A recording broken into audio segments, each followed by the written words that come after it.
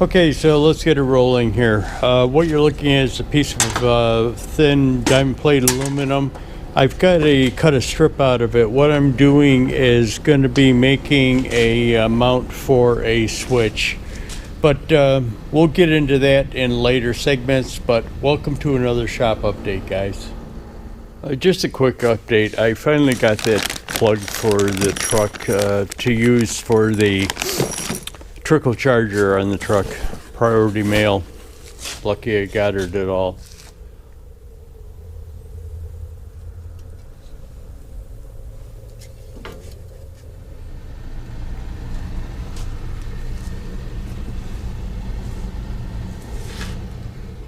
So here it is, completed, plugged in, charger on.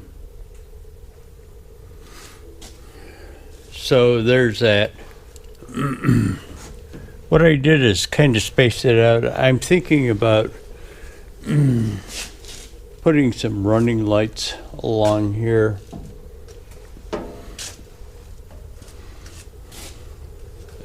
Just a thought though. Might actually put some underglow lights on the bottom of it. But again, just a thought. Okay, so I'm back over to the truck. It's the following day since the last clip, and what the issue is I took the truck outside. I had plugged it in, unplugged it, took it outside, and noticed this. When it's unplugged, what it's doing is backfeeding into this charger, and I've got this light flashing. Now it's just I'm not even sure what it is. I'll look it up.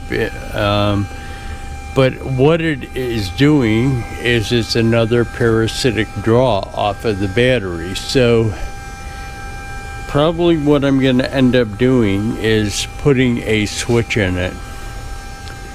So again, I brought it back in here because of that, and also because I'm supposed to get those U-bolts in today from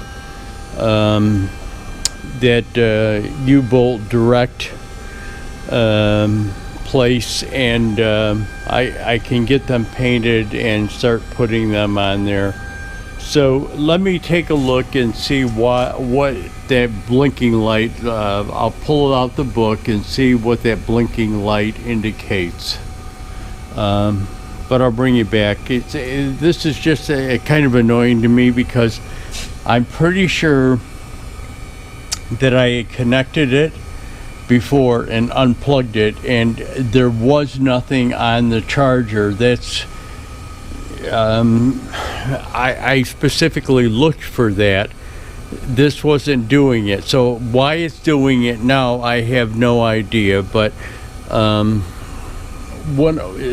originally what I was going to do is tie this 110 volt cord into the original block heater cord, but I was concerned that there would be drawback from the batteries back through the charger, and it would go into the block heater, so that would be a parasitic draw, only to come back and now have the charger actually be a parasitic draw by itself after putting another plug in it. So let me take a look at it, and I'll bring you back and let you know what's going on with it. Okay, so what I'm going to do for now is, as you know, there was this plug in here. What I've done is just unplug it.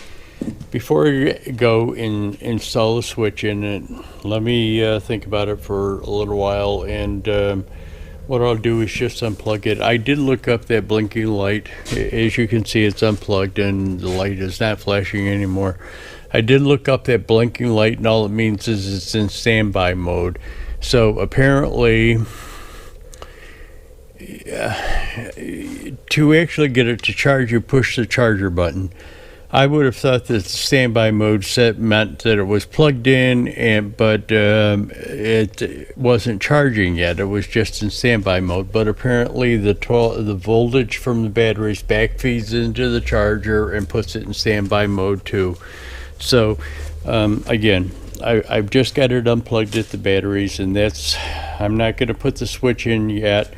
Give me time to think about it. Okay, two things. Got the U-bolts for the truck bed, and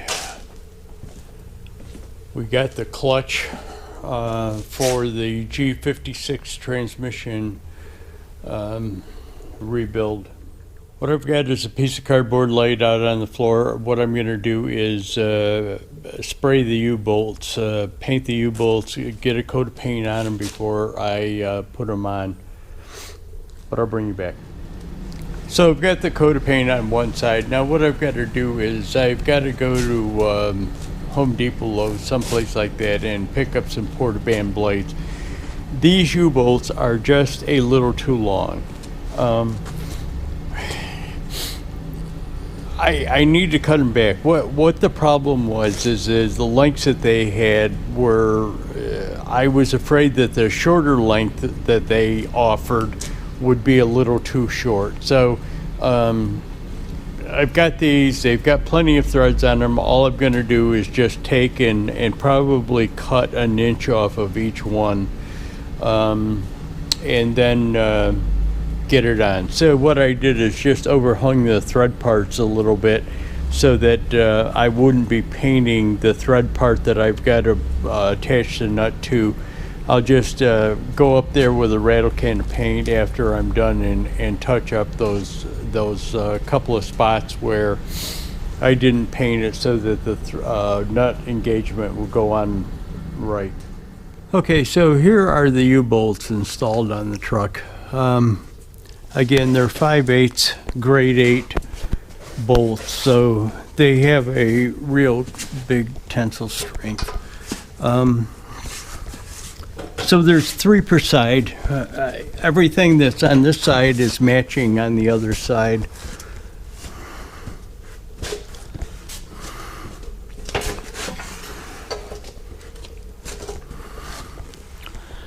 Yeah, there they are. Fit great. Really happy with them. But anyways, that job's done.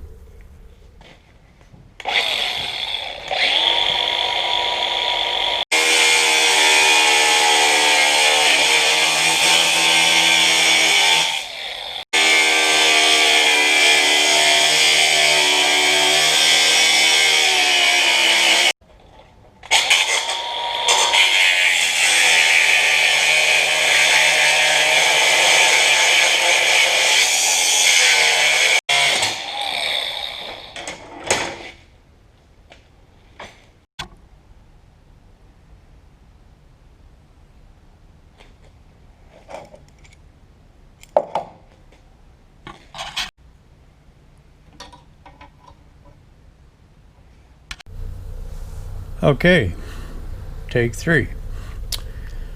It's amazing how much these little LED lights in this charger will actually blow this camera out. It's also amazing how much the reflection of this other light off of the face of this will blow the camera out. So I filmed it and you couldn't see anything because the light was reflecting off of the charger. Anyways, there's the bracket with the switch.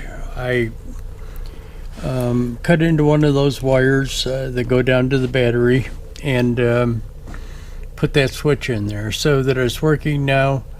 As you can see, it is charging. Yeah, the charger's warm. Let me unplug it and you will see that it goes into that standby mode.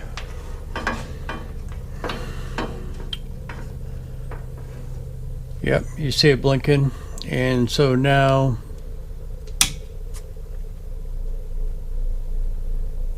yeah, off. But anyways, there's that project done.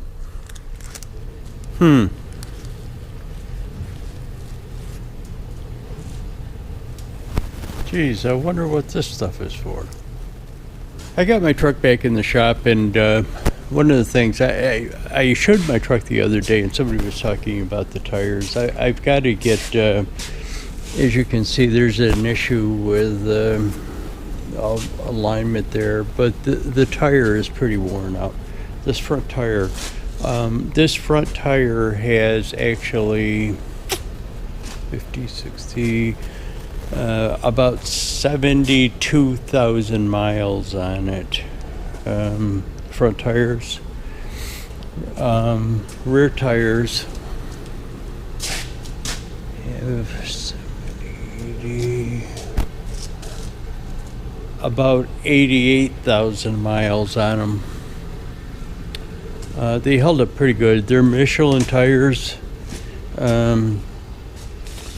but they held up pretty good. I've got to give them a call and find out what I can do about new tires if I get all 6 of them at the same time, if they can give me a better deal on it. Now the 4 back tires are different from the tread pattern is different.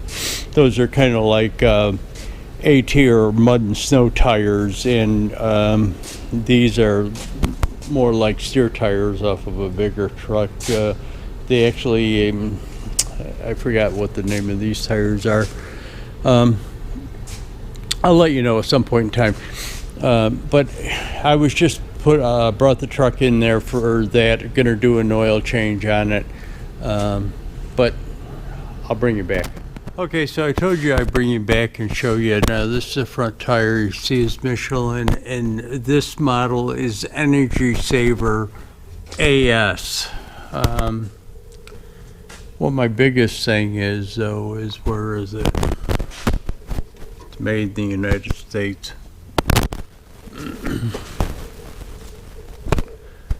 So these back tires are okay. I'm over here at the truck after I just shot that clip about showing you the tires while it was up on the hoist while I was changing the oil. What I did is I got a hold of my tire supplier, and not an issue getting the front tires for Michelin, but the rear tires are like 2 months out. There's a large back order of tires apparently, so I told him to go ahead and get me the front tires. They have them in stock locally, so he's going to get me the front tires. I'm going to have them changed on Monday. I'm pretty sure that these rear tires are good enough to last. I know they're good enough to last as far as tread goes. The issue is it's winter. So I'm going to try and hold out. If I can't, I can't, and I'll go with something different on the back, maybe.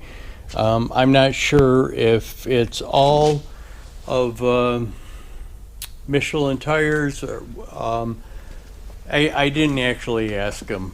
I did ask him if the size was a factor, because these tires are 235 R80s, and I asked him if the size was a factor, and he kind of checked it. He checked 245s and 265 R70s, and they were not available either. Even the front tires weren't available in that size. So I'm not sure if it's all tire manufacturers, just Michelin, what the deal is, but that's where I'm at with that. Let's just talk a minute. Well, I kind of show you the bench for that transmission. That's a G56 transmission out of the Ram. Need a new clutch, new input shaft, a new bearing or seal in the front of the housing, and I've got to go through that housing and fix those cracks up. And hopefully, my grandson's supposed to come over today, and we should be able to get back onto that again today, and hopefully some of that will get into this video. But anyways, let me let me, I don't want to go into detail about that charger that's in the truck again, and I'm talking about that trickle charger, but let me just say just a couple of brief points on this thing. I'm extremely disappointed, not so much in the charger, but the engineering of that charger. It seems like things are not engineered anymore. People don't really give thought to anything. And the reason why I'm saying that about this is because I could probably take you out there and show it to you, but let me just, one of the things, it's a trickle charger. Its entire function in existence is to be put onto a battery and be plugged in and maintain that battery over a period of time. It's not a short-term charger, it's a long-term trickle charger.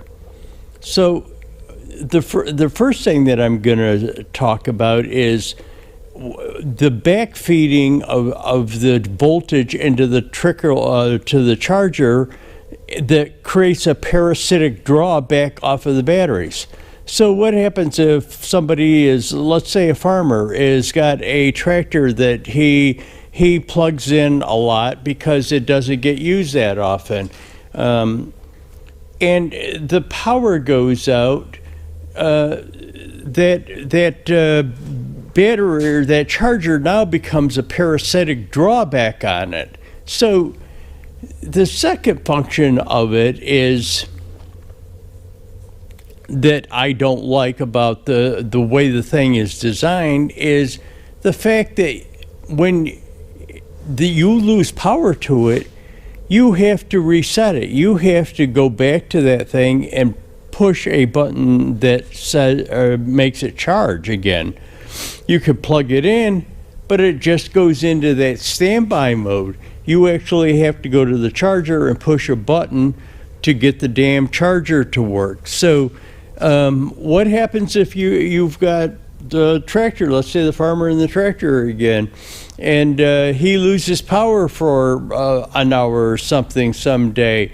Now he's got to go back out to near the barn and remember to push the button back in so that the battery will continue to charge, or in the case of that charger, won't discharge because there's a parasitic draw. And there's that box cover up there in the corner, so you know what I'm talking about. It's just like,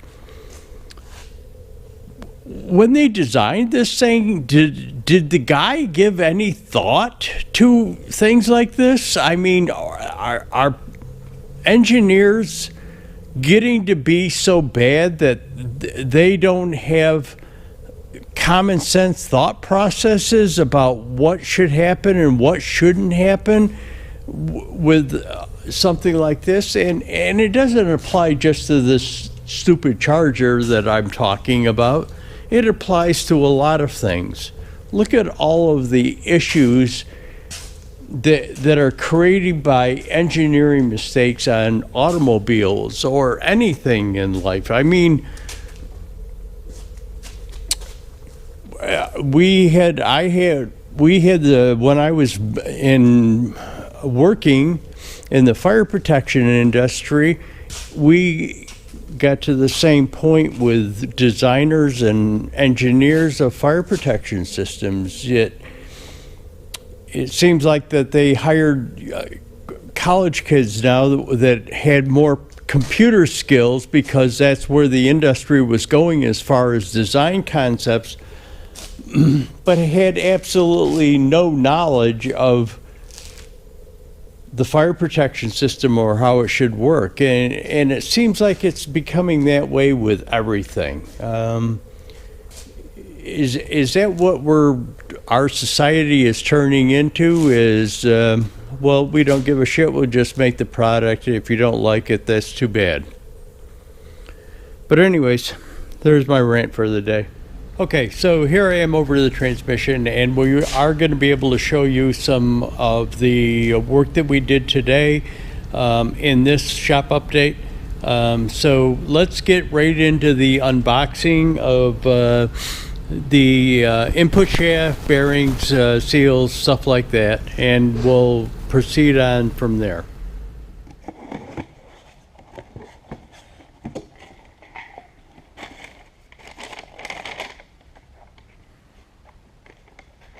Oh, everything's in there. So,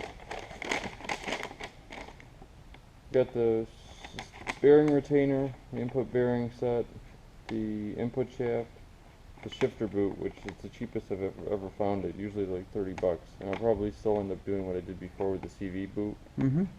But it's nice to have that little one in there just as backup, you know? Yeah. The tin oil deflector, I'm not even sure where that goes, but I didn't want to not get it. Yeah.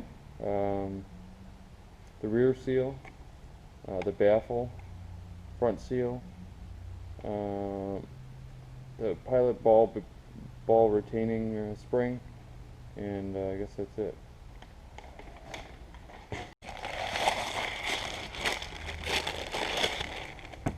So,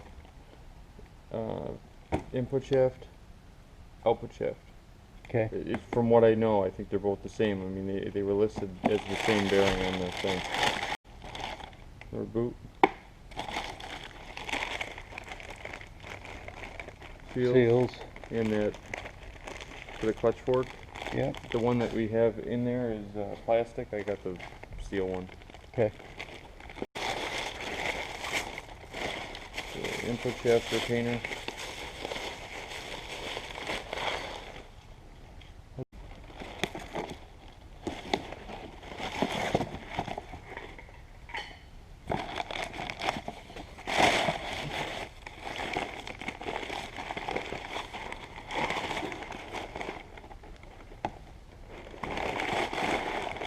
Calipers on this too to see how much that thing got worn.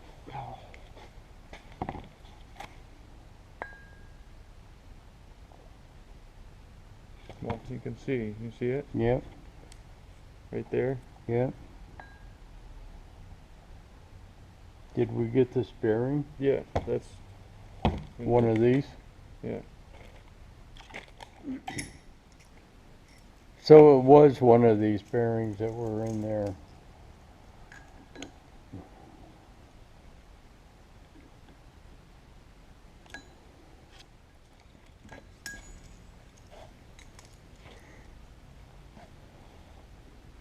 Yeah, that works good.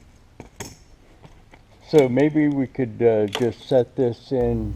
Let me see something. So what we're doing had a here is cursor we of them or know that we something. have to make an interference fit, and we're trying to find something that can press the bearing onto the shaft that we can use in the press to press the bearing onto the shaft. We're checking the dimensions also of the interference, how much of an interference fit it will be. We know that we're probably going to have to heat that bearing. It's just a matter of having something on hand after we heat it that we can press it onto the shaft with. It kind of keeps it good on top too, you know. I'll set it like that. 2 plates here. Yep. And then press a plate across the top of this and press down on it. I You wish think we a had plate, or should we push in here? No, let's put just a plate right across the top of it. Where's the other? You got it? Yeah. Do you see it? Yeah. Do you see what happened? How did it peen that round It that didn't. over? I think it wore it out. Yeah, logically, look at. See how this is in? Yeah. So it must have been, Yep. and in doing so, It bored the inside of it out enough to create a rim there. which then dug in. You see it? Yeah. It's crazy because it looks machined, doesn't it? Yeah. Okay.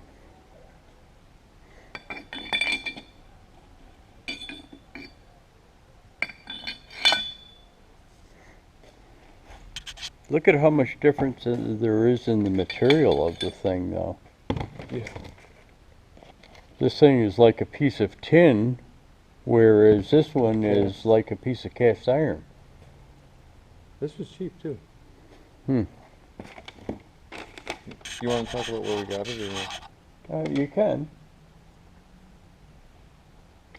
Hold on 1 second.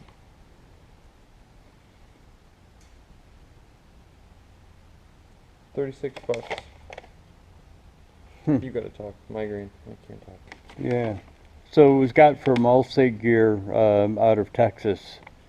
But look, this is the original part. It's like tinny type of thing. And this is a new part, aftermarket part, which is like cast iron. It's probably a 400% weight difference, at least.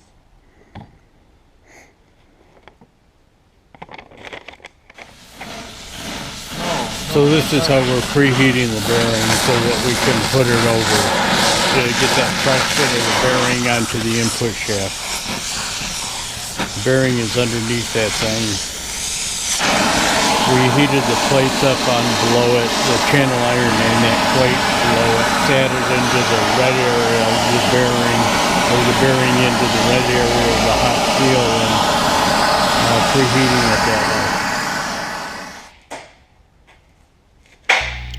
Okay, so as you can see, this is a press that is sitting there. We had spent a considerable amount of time setting it up so that it would be just right, so that we could get everything in place underneath the press, bring in the cold shaft, which had been sitting outside, and put this in It place has to go up to the side now. It won't in fit case we directly had to underneath press that it. thing. And you will see the results here shortly.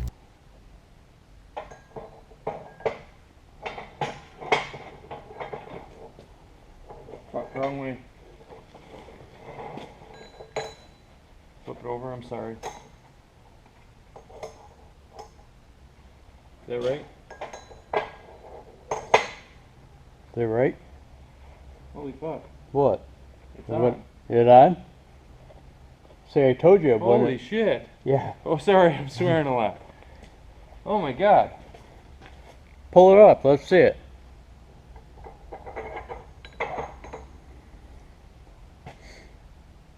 Yeah, cool. I knew it would heat Oh my up. god. How do we make sure it's down all the way?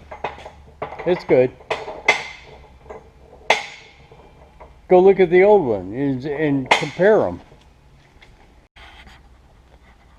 So for of you that don't understand what just happened is we heated that bearing up so much there was a 7,000ths difference in the inside of the bearing race and the outside of the shaft.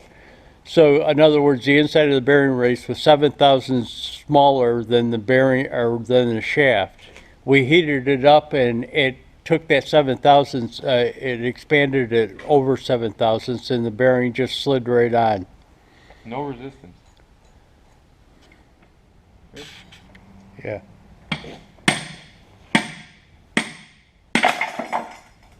That was a lot easier than anticipated. Should I go cool this off real quick? Hmm? Should I go cool this off real quick, you think? Cool it off. Yeah. Well- Would it matter? It wasn't heated, was it? That parent wasn't heated. We didn't heat that. No, I know we didn't. Oh, But I'm saying, is it going to be real tight or? no, it shouldn't be real tight. You see how easy it came out, right? Yeah.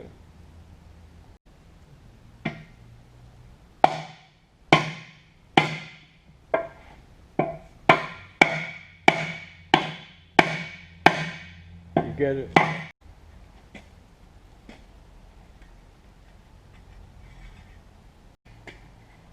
Yeah.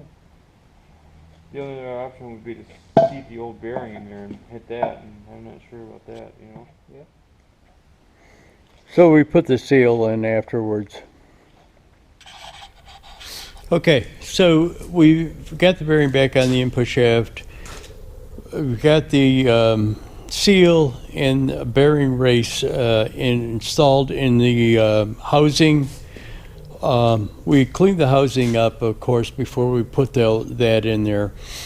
What we're going to do next is I've got to fix those cracks. I'm going to drill a small hole at the end of the fractures in the housing, and so to stop the cracks from progressing anymore. They shouldn't interfere with anything, but I'm going to drill holes in it just so that the cracks don't spread any farther.